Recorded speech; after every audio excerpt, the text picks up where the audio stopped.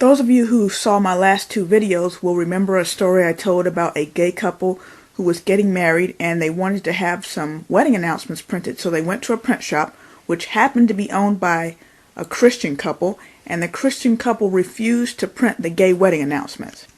Now, instead of just going to another printer, the gay couple sued the Christian print shop, and I'm not sure whether they won money or whatever, but the end result was that the print shop ended up having to move to another state.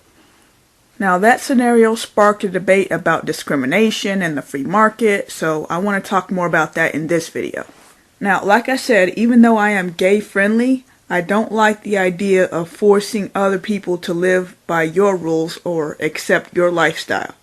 If you're going to live a certain way, then you need to accept the consequences that come with that. Some people aren't going to agree with you. I don't think it was necessary for the gay couple to sue the print shop.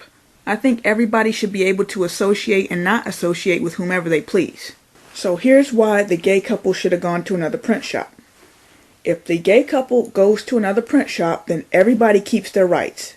The gay couple will go to another shop and get their announcements printed. They don't have to get their announcement printed at that particular shop. They can go somewhere else.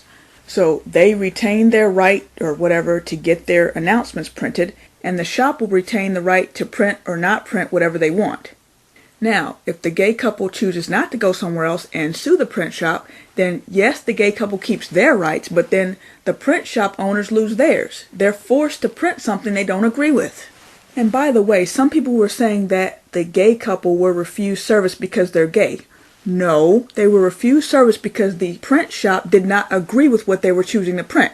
If the gay couple had come in there and they wanted to print flyers about feeding the hungry, I'm sure they would have been serviced. On the flip side, if a heterosexual couple had to come in there and wanted to print heterosexual porn, I'm sure they would have been denied too. So it wasn't the sexual orientation of the customer, it's what they wanted to print that they objected to. And that's why they denied service. What the gays are doing, saying that they were denied service because they're gay, would be like if, let's say the shop was owned by some black people and some white racists came in and wanted to print stuff that was anti-black. If the black shop owners deny service and then like the white customers come back and say, oh, you're just denying us service because we're white. No, it's what you wanted to have printed is why you were denied service. But anyway, back to my point, in this day and age, I think that the market will take care of most discrimination. Most.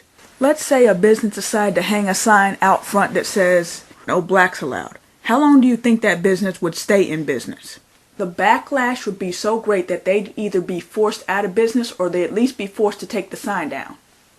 If a shop owner hung up a sign that says no blacks, see, it won't just be blacks who won't go in there. Anybody who's friends with a black person, married to a black person, knows some black people, lives in a neighborhood with black people, works with black people, or maybe don't know any black people at all, but they just don't like discrimination.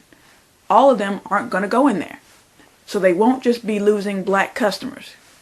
I mean, we can just look to certain stories we've heard in the news to see what happens to people when they offend a certain minority. Like you got Imus, you've got Michael Richards, you've got Dr. Laura. All of them said something that was offensive to black people, or at least some black people, and it ended up ending their careers at least for a while.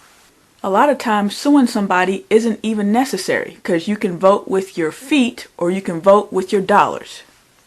If you don't like what a store is doing, don't shop there.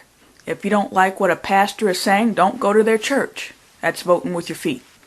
Here's one way you can protest against discrimination without a court case. There was some kind of annual festival or get-together that was for gays. I forgot where it was being held, and I apologize that I never know the specifics of these stories, but I swear it did happen. There was some gay annual festival, and I guess one year the city that it was going to be held in decided that they weren't going to host it anymore. Now, I forgot why they were going to cancel the festival. It might not even been for a reason that would be considered discrimination, but they were going to cancel it. So what the gays decided to do is that they went and they got some unique money pieces, like I forgot whether they were silver dollars or $2 bills. But anyway, they got some unique money pieces and they went to that place that canceled their festival, and for a day they went and spent money in the stores using those unique money pieces to let the shop owners know that this is money you wouldn't have had we not been here. And then the shop owners and the city could see just how much money that the gays were putting in their pockets. Now, I'm not sure if that worked and if they reinstated the festival, but still, that's still an example of how you can fight back against discrimination without forcing people to live by your rules. And in this day and age, if you get thrown out of one city, if one city won't host your festival, some other city will. If one print shop won't print your announcements, some other shop will. If one country club won't admit black people, another one will. And on a slightly different topic, I don't understand why black people, for example, or really any minority, who's been told by a majority that, hey, this is just for white people, or, we're not admitting whoever in this club, why they will go and sue to get into somewhere where they don't want you, especially if it's a business.